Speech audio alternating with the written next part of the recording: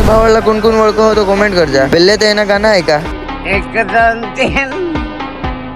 4 5 6 7 8 9 10 11 12 13.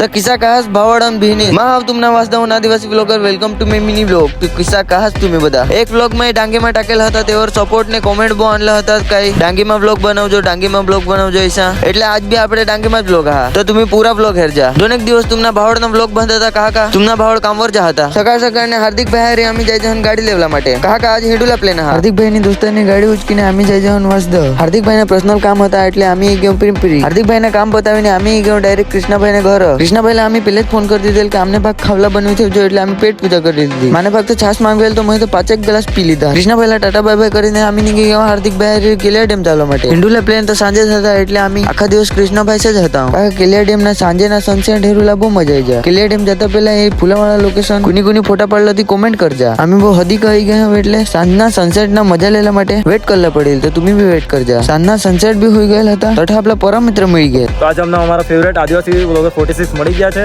તો એમના પેજને તમે ફોલો કરજો લાઈક કરજો અને શેર કરજો થેન્ક યુ સિદ્ધાર્થભાઈ હોડા બધા મોટિવેશન ને પ્યાર ને સપોર્ટ કરવા માટે તમે બી તમને ભાવડનો સપોર્ટ કરેલા હવસ તો લાઈક શેર કોમેન્ટ ફોલો કરી દીજા દોસ્તાની બહુ ભારે ગાડી હતી એટલે મેં તો એક રાઉન્ડ મારી લીધા